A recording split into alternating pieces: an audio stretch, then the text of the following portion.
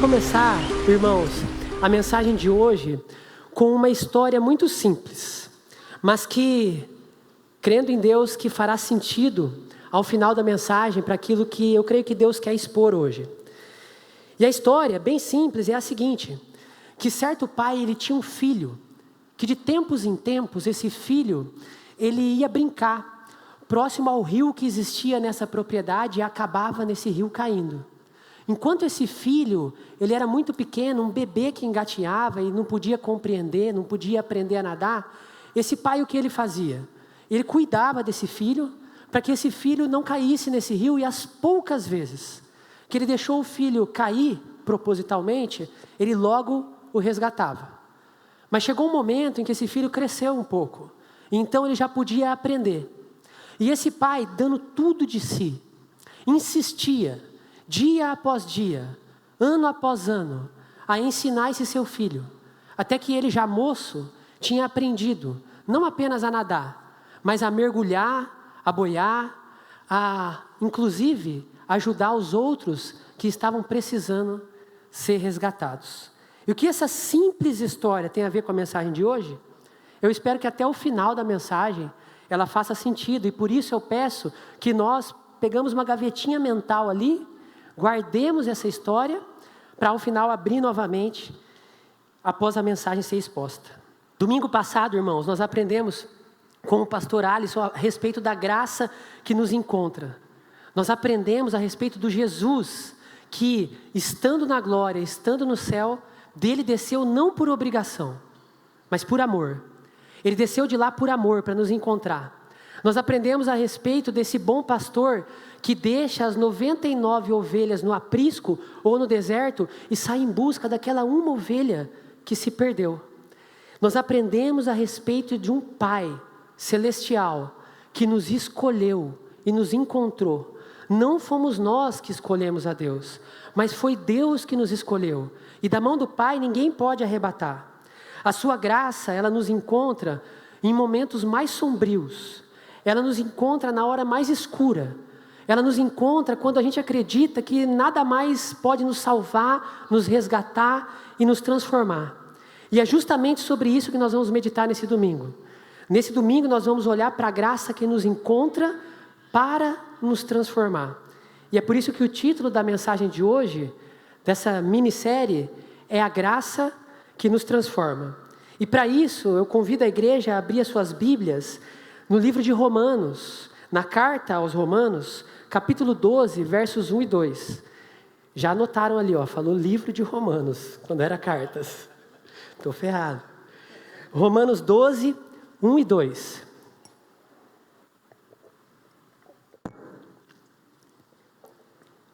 Romanos, logo após o livro de Atos e antes de 1 Coríntios.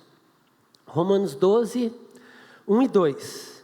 A palavra de Deus, ela diz assim: portanto, irmãos, pelas misericórdias de Deus, eu rogo que ofereçam o seu corpo como sacrifício vivo, santo e agradável a Deus. Este é o culto racional de vocês. E não vivam conforme os padrões desse mundo, mas deixem que Deus os transforme pela renovação da mente, para que possam experimentar qual é a boa, agradável e perfeita vontade de Deus. Pai, em nome de Jesus, nós estamos aqui reunidos como seu corpo, como sua igreja, e todos nós sabemos que nós precisamos do Espírito Santo para que a palavra seja aplicada ao nosso coração. E nesse momento, Pai, nós rogamos como igreja para que o Senhor se manifeste aqui, para que o Senhor aplique a sua palavra aos nossos corações, para que o Senhor torne os nossos ouvidos atentos. Pai, em nome de Jesus, sê conosco. Nós rejeitamos, Pai, e repreendemos tudo que nos distrai, Senhor, nesse final de tarde e nessa noite, para que o Seu Espírito tenha liberdade em nossos corações, mentes, ouvidos, olhos, em todo o nosso ser, Deus. Essa é a nossa oração enquanto igreja, em nome do Senhor Jesus. Amém. Irmãos, no momento em que nós somos encontrados pela graça de Deus, no momento em que nós conhecemos Jesus, em que nós entendemos o Evangelho, algo é transformado quase que instantaneamente dentro de nós. Jesus, na Bíblia, em um determinado momento, ele teve um encontro com um fariseu chamado Nicodemos. E nesse encontro, Jesus falou a esse fariseu que quem quiser ver o reino dos céus precisa nascer de novo. E esse fariseu Nicodemos, sem entender, ele falou assim: mas Jesus, como pode alguém entrar novamente no ventre da sua mãe e nascer de novo? Como pode tal coisa? E Jesus repreendeu ele. Falou: Nicodemos, você é mestre em Israel e não entende essas coisas? O que Jesus estava dizendo, e ele repetiu isso: quem quiser entrar agora, ele diz, no reino dos céus, é necessário que nasça da água e do Espírito. Jesus estava falando sobre o conceito de novo nascimento, sobre o conceito de novo nascimento no Espírito, sobre o cumprimento da profecia de Ezequiel, que está lá em Ezequiel 36, a partir do verso 25, onde Ezequiel, falando como se Deus fosse, falando as palavras de Deus, ele diz assim: então eu aspergirei água pura sobre vocês, eu os purificarei, e vocês serão purificados. Eu lhes darei um coração novo, e porei dentro de vocês um espírito novo. Eu lhes tirarei de vocês o coração de pedra e darei um coração de carne. Porei dentro de vocês o meu espírito, e farei com que vocês andem nos meus estatutos e guardem e observem os meus mandamentos. Esse encontro com Jesus, esse novo nascimento, irmãos, essa graça que nos encontra, quando ela nos encontra, é apenas o começo. Muita coisa muda, de fato, como da água para o vinho. Nós ouvimos muitos testemunhos de irmãos e irmãs que, quase que de um momento para o outro, elas passam a ser, em grande parte da sua vida, transformados. Mas em outros momentos, nós vemos irmãos que também têm esse encontro com Jesus, que algo muda dentro deles, mas a mudança é muito mais gradual. Mas de uma forma ou de outra, fato é que algo acontece, que nós somos transformados, e é exatamente o cumprimento dessa profecia. O Espírito Santo de Deus passa a habitar em nós. E nos capítulos anteriores de Romanos, anteriores ao capítulo 12 que nós lemos hoje, dos capítulos 1 ao 11, Paulo discorre exatamente sobre isso. Sobre nós sermos pecadores por natureza, sobre não conseguirmos ser salvos pelas nossas obras, pelas obras do nosso braço, pela lei, e sobre a salvação ser pela fé, através da qual nós recebemos a graça e o Espírito Santo. O apóstolo Paulo, ele explica todo o evangelho antes desse momento de capítulo 12. Ele explica que esse evangelho alcança tanto a judeus quanto a gentios. E principalmente, Paulo discorre sobre o sacrifício de Deus por nós. E aí vem o capítulo 12, que nós lemos os 2 primeiros versículos hoje. E no capítulo 12, Paulo lhe passa a versar sobre o sacrifício que nós devemos oferecer a Deus em resposta a tudo o que Deus já fez por nós. E ele começa no versículo 1 com uma palavra: portanto. Fala, portanto, vírgula, irmãos. E esse portanto, ele significa como se fosse uma virada, uma conclusão a tudo aquilo que ele explanou, de que Deus havia feito por nós. E essa conclusão, ela segue com um rogo, uma súplica. Portanto, vírgula, pelas misericórdias de Deus, rogo-vos. Paulo está suplicando, ele está suplicando pelas misericórdias de Deus, ou seja, com base, volto a dizer repetidamente, com base naquilo, tudo o que Deus fez por nós. E aí, ele vem com a súplica em si, direcionada aos amados de Deus, chamados para ser santos, que somos todos nós que estamos aqui hoje. Ele diz o seguinte, na sua súplica: rogo-vos, irmãos, que entregue o seu corpo como sacrifício vivo. E esse rogo é porque ele sabe que apesar da transformação que eu e vocês tivemos sobrenaturalmente, no momento em que nós conhecemos Jesus, é apenas o começo da jornada. Porque ele sabia que, a partir de então, haveria uma luta entre a carne e o espírito dentro de nós. A natureza pecaminosa do nosso corpo mortal, a nossa velha mentalidade, e isso é a realidade de todos nós aqui, eu tenho certeza, insistem em bater a nossa porta, insistem em tentar fazer com que nós a sigamos, os nossos próprios pensamentos e emoções e a nossa velha maneira de viver. E é por isso que Paulo desabafa, no capítulo 7 de Romanos, ele fala o seguinte, que na minha carne não habita bem algum, porque o bem que eu quero, esse eu não faço. Mas o mal que eu não quero, esse eu acabo fazendo. Paulo faz esse desabafo. E talvez seja a realidade de muitos de nós aqui, que assim como eu, às vezes se vê dessa forma. Parece que o bem que nós queremos fazer, aquilo que nós aprendemos, culto após culto, PG após PG, devocional com o Senhor após devocional, nós não conseguimos fazer. E aí, de repente, quando nós vemos, nós pecamos. E é essa luta da carne contra o espírito. E é por isso que o novo nascimento, ele não é um fim, nós aprendemos no Calvary College. O batismo é o começo de uma jornada. O novo nascimento é o começo de uma jornada, é o início. E qual é o rogo de Paulo e a súplica de Paulo, agora completa? É para que a igreja, nós, em resposta às misericórdias de Deus, ofereçamos o nosso corpo como sacrifício vivo, santo e agradável a Deus. É uma súplica para que o crente, encontrado pela graça, trilhe o caminho da santificação. No encontro com Jesus, num dos encontros que Jesus tem com alguns personagens da Bíblia, ele tem um encontro com uma mulher flagrada em adultério. Está lá em João 8 essa história. Os fariseus, eles trazem essa mulher, e essa história ilustra muito bem isso que nós estamos falando nessa segunda mensagem dessa série. Os fariseus trazem essa mulher flagrada em adultério e colocam ela bem no meio da multidão. E eles olham para Jesus e falam: Jesus, a lei manda que nós apedrejemos essa mulher até a morte. A lei manda que a igreja adúltera seja morta, fazendo um paralelo. E aí eles olham para Jesus e falam assim: e você? O que nos diz? E a resposta de Jesus, irmãos, é aquela célebre frase: quem não tem pecado, que atire a primeira pedra. E então a Bíblia fala que começa a sair um a um, dos mais velhos para os mais novos. Talvez porque os mais velhos têm maior consciência dos seus próprios pecados. Até que fica somente Jesus e essa mulher. E Jesus olha para essa mulher e ele fala assim: ninguém te condenou? E ela responde: não, Senhor. E ele fala: eu também não te condeno. Eu também não te condeno. Perdão. Graça que nos encontra. Mas a Bíblia não para aqui. A mensagem completa diz que Jesus, logo na sequência, diz: vá e não peques mais. Vá e não peques mais. A graça que nos transforma. A graça para o caminho.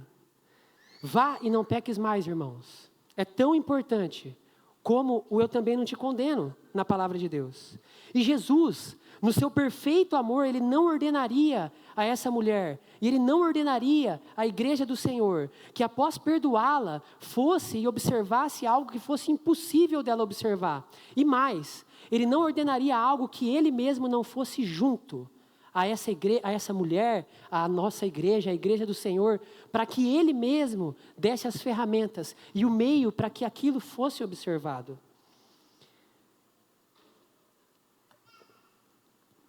E é para isso mesmo que a graça nos encontra. A graça de Deus, ela nos encontra para nos transformar. Para nos transformar em um sacrifício vivo, santo e agradável a Deus. É o próprio Deus que disponibiliza a graça para esse caminho.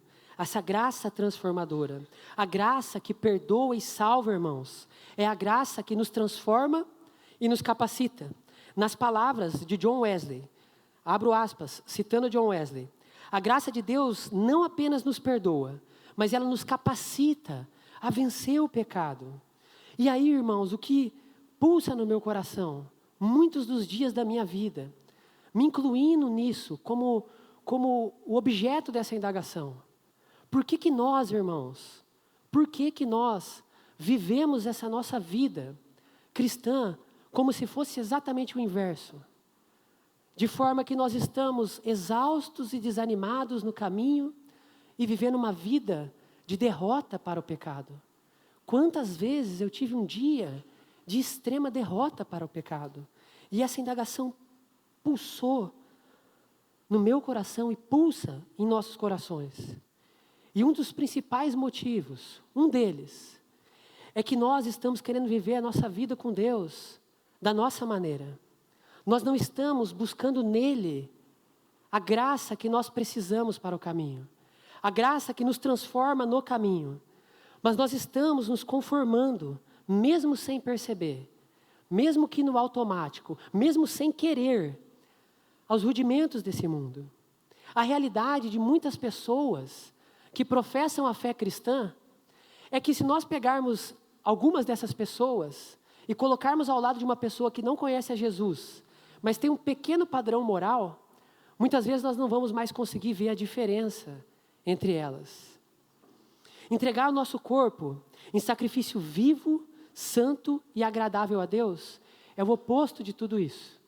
É adorar ao Senhor com tudo o que nós temos, em todas as áreas da nossa vida, em cada gesto, em cada fala, em cada pensamento, em cada olhar, em tudo, em casa, na escola, em todos os aspectos possíveis e imagináveis. Isso é um sacrifício vivo, santo e agradável ao Senhor. E para ilustrar um pouco mais o quanto isso se parece e aquilo que nós fomos chamados a ser, eu vou emprestar as palavras de William Greathouse, citando Crisóstomo. E ele responde a essa pergunta, como isso se parece, da seguinte maneira: deixe que o olho não veja nada mal, e ele se tornará um sacrifício. Permita que a língua não diga nada vergonhoso, e ela se tornará uma oferta. Deixe que a mão não faça nada de ilegal, e ela se tornará uma oferta de holocausto. Não, isso não será suficiente. E aqui ele falando em termos de salvação, pois a salvação é pela graça. Mas nós precisamos ter a prática ativa do bem. A mão precisa dar esmola, a boca precisa abençoar no lugar de amaldiçoar, o ouvido precisa dar atenção sem cessar aos ensinamentos divinos, pois um sacrifício não tem nada impuro. Um sacrifício é a primícia de outras coisas. Portanto, ele conclui, que nós possamos produzir frutos para Deus, com as nossas mãos, com os nossos pés, com a nossa boca e com todos os outros nossos membros. Esse é o culto racional a Deus, o versículo termina dizendo. Esse é o nosso culto racional, o nosso culto lógico, diante de tudo o que Deus fez por nós, o nosso culto sensato, o nosso culto intencional a Deus. Não é apenas um culto cerimonial, como era no passado, mas é um culto oferecido de mente e de coração. É um verdadeiro culto espiritual, diz Tim Keller. E como é possível? Como é possível viver assim? A resposta, irmãos, está escancarada diante dos nossos olhos, no verso 2. E o verso 2, peço permissão para lê-lo novamente. Ele diz assim: e não vivam conforme os padrões desse mundo, mas deixem, na versão Nova Almeida atualizada, mas deixem que Deus os transforme pela renovação da mente, para que possam experimentar qual a boa, agradável e perfeita vontade de Deus. A palavra conforme, no verso 2, ela vem propositadamente em um jogo de palavras se opondo à palavra transforme. Não se conforme, mas transforme-se. Esse mundo, irmãos, tem um molde, tem um padrão. Esse mundo que jaz no maligno tem uma forma. E é uma forma absolutamente diferente de uma vida com Deus. Antes da nossa conversão, nós oferecíamos os nossos membros, os membros do nosso corpo, ao pecado. Nós nos conformávamos a essa forma do mundo que jaz no maligno. Nós éramos rendidos e escravos dos nossos próprios pensamentos e emoções. Mas agora, diante de tudo o que Deus fez, nós oferecemos o nosso corpo como sacrifício vivo a Deus, nos deixando ser transformados por Ele. De glória em glória, a Bíblia fala. De fé em fé, graça sobre graça. Percebam, irmãos, e isso é muito importante, que para nós nos conformarmos com este mundo, nós não precisamos de nenhum esforço. Basta a gente viver. Basta a gente viver o ciclo normal da vida, sendo moldado por tudo aquilo que nos cerca, pelo que nós vemos, pelo que nós ouvimos. Mas ao contrário, para nós não nos conformarmos e para nós deixarmos que Deus nos transforme pela renovação da nossa mente, para isso, existe um nível de cooperação com Deus. Para isso, existe um nível de relacionamento com Deus. Deixemos Deus nos transformar. Rendamo-nos a Ele por completo e em todas as áreas da nossa vida. Algumas versões desse texto, do verso 2, eles dizem o seguinte: mas transformai-vos pela renovação da vossa mente. Essa é algumas das traduções que existem. Mas é justamente porque essa é uma relação de mão dupla. Nós deixamos a graça de Deus nos transformar. E ao mesmo tempo, simultaneamente, nós respondemos ativa e corretamente a essa graça, cooperando com Deus. No grego, essa palavra transformar, ela é a mesma utilizada em outro momento na Bíblia. Em 2 Coríntios, no capítulo 3, verso 18, é a palavra metamorfo. E eu leio aqui, não precisa abrir a Bíblia, mas eu leio porque é uma passagem muito relevante para a mensagem de Deus hoje. Mas todos nós, diz a palavra, com o rosto descoberto, refletindo como um espelho a glória do Senhor, somos transformados de glória em glória nessa mesma imagem que vem do Espírito do Senhor. Essa vida de graça transformadora é uma vida de relacionamento com o Espírito Santo. É uma vida onde eu o contemplo e como por espelho eu sou transformado à imagem de Jesus. Como se amoldar então? Como ser transformado pela graça de Deus? É vivendo uma vida de relacionamento com o Espírito Santo, deixando que Ele renove a nossa mente com o modo de pensar de Cristo, com a imagem do Deus vivo que é Cristo, que é Jesus, o nosso Salvador. E renovar a nossa mente significa substituir as mentiras rudimentares desse mundo pelas verdades celestiais de um Deus que nos ama e que nos ama profundamente, ao ponto de vir nos encontrar. Significa trilhar o caminho de santificação através da graça transformadora disponível a todo aquele que crê na pessoa do Espírito Santo de Deus.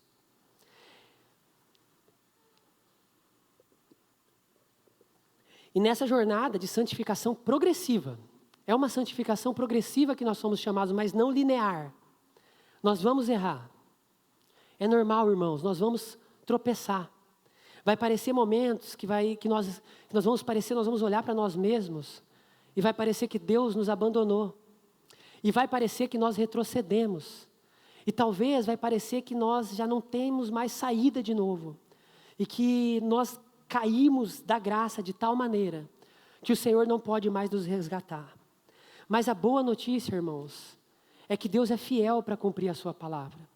E Ele prometeu que nós somos mais do que vencedores por meio daquele que nos amou. A graça abundante para o caminho. A graça transformadora abundante para essa jornada que o Senhor caminha ao nosso lado. Nem a morte, nem a vida, nem os anjos, nem os principados, nem o presente, nem o porvir, nem os poderes, nem a altura, nem a profundidade, nem nenhuma outra criatura pode nos separar do amor de Deus que está em Cristo Jesus. E é o próprio apóstolo Paulo, irmãos, que nos anima, inspirado pelo Espírito Santo, dizendo em Filipenses 1:6, que ele está plenamente convicto de que o Deus que começou a boa obra em nós, há de terminá-la, de completá-la, até o dia de Cristo Jesus. Irmãos, se nós estamos nesse lugar de desânimo, acreditando que o Senhor não tem mais nada para nós, que nós já não temos mais salvação, porque um dia nós conhecemos o Senhor e decaímos desse caminho e tropeçamos. Irmãos, a palavra de Deus diz que o Senhor é fiel para completar a boa obra que começou no coração de cada um dos seus filhos e filhas. E essa progressão na santificação, ela tem esses caminhos, ela não é linear. A palavra do Senhor nos anima, ela diz que a santidade, que a graça nos proporciona, eu a conheço, ela é uma progressão, onde ela é boa, perfeita e, enfim, agradável. Onde eu conheço essa vontade de Deus em uma progressão de boa, perfeita e agradável. A santidade que essa graça nos proporciona, e eu quero dizer isso com muito temor, mas sabendo que isso é uma verdade do Senhor. Essa santidade e essa graça, ela não é destinada apenas aos apóstolos que viveram no primeiro século, apenas aos irmãos que viveram no primeiro século, ou apenas a algumas pessoas especiais que o Senhor escolheu, por exemplo, para pastorear igrejas, como nós temos os nossos pastores aqui. essa graça transformadora e essa santificação é um chamado para o crente mais comum. E é um chamado para todos nós. Mas quando nós fazemos do nosso jeito, quando nós fazemos com a nossa força, sem a graça de Deus, nós experimentamos cansaço e exaustão. Mas quando nós fazemos na força e na graça do Senhor, nós experimentamos transformação e descanso. O nosso Pai, irmãos, deixou ferramentas que nós, que já temos mais tempo de casa, conhecemos muito bem. E são ferramentas que são meios de graça, para que nós nos relacionássemos com Ele. A Bíblia, a palavra de Deus, a primeira delas, é onde o Senhor fala conosco, nos ensina sobre quem Ele é, nos ensina sobre quem nós somos. É uma forma de abrir aquela palavra e perceber Deus falando ao nosso coração. E conhecê-lo, a sua história, a história da humanidade, a história do Deus vivo. A oração, que é uma forma onde eu me alinho o coração ao coração de Deus. Onde eu não só faço pedidos ao Senhor, mas onde eu também o adoro com tudo o que eu tenho. O jejum, a comunhão com irmãos ou irmãs, os louvores, onde nós adoramos a Deus cantando com tudo que nós somos. Tudo isso, irmãos, são meios de graça, disponibilizados maravilhosamente e amorosamente por Deus a nós, para que nós prossigamos nessa jornada. Na simples história que nós contamos hoje no início do culto, nós vimos um pai que sabe o que o seu filho pode suportar e aprender em cada momento da sua vida. Nós vimos um pai que tem esse senso, que tem esse cuidado. Nós vimos um pai que é paciente para esperar que o seu filho possa aprender aquilo que ele quer ensinar. Um pai que cuida quando o seu filho está sofrendo risco de vida. E um pai que ensina insistentemente o seu filho, dia após dia, ano após ano, entregando tudo de si e desejando que tudo de bom que há em si esteja também no seu filho, para que o seu filho, após já maduro, possa transbordar e ajudar outras pessoas que precisam ser ajudadas. Essa simples história, simplória história, representa o nosso Deus amoroso, que nos olha do céu e aqui presente conosco, e sabe o que cada coração precisa, o que cada coração está sofrendo, e tem tudo aquilo que cada coração necessita para viver uma vida abundante no Senhor. Então o convite dessa tarde, quase noite, é para que nós olhemos para Jesus e recebamos essa graça. E o louvor vai subir aqui, e depois da nossa oração, nós vamos cantar mais uma canção. E eu quero pedir, influenciar, suplicar, rogar igual Paulo, que nesse momento de oração e que nesse momento de louvor, que nós não estejamos alheios ao Senhor, mas que nós coloquemos os nossos olhos interiores em Jesus e olhando firmemente para Ele. Talvez você veio aqui hoje sem nunca ter tido um encontro com Deus, sem nem saber o que é essa graça. Esse é um momento que nós podemos olhar para Jesus, pedir perdão pelos nossos pecados, crer nesse Deus que encarnou e se entregou por nós na cruz, para nos dar uma novidade de vida e receber essa graça que nos encontra e nos transforma. Eu creio com a minha vida que ninguém está aqui ao acaso. Todos que estão aqui por um propósito do Senhor. Mas talvez como eu, em algum momento da jornada, alguns de nós aqui tropeçamos ou fomos nos deixando se amoldar por esse mundo. E hoje também é uma noite, uma quase noite, em que o Senhor nos convida a olhar para Ele e receber essa graça transformadora. É verdade, nós também precisamos nos arrepender. Mas que esse arrependimento seja um arrependimento que nos impulsiona. Porque a Bíblia diz que onde abundou o pecado, superabundou a graça. Eu quero convidar a igreja a ficar em pé, para que nós possamos orar juntos. Pai, em nome de Jesus, obrigado pelas nossas vidas, obrigado por esse final de tarde, essa noite. E Senhor, nós queremos orar, porque nós queremos Te conhecer.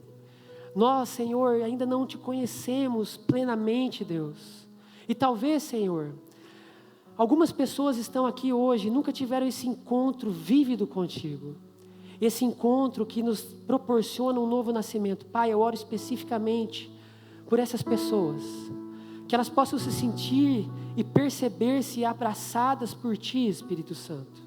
E que elas possam entender que o Senhor as ama incondicionalmente. Que o Senhor se entregou por elas em uma cruz. Morreu por elas, mas também ressuscitou.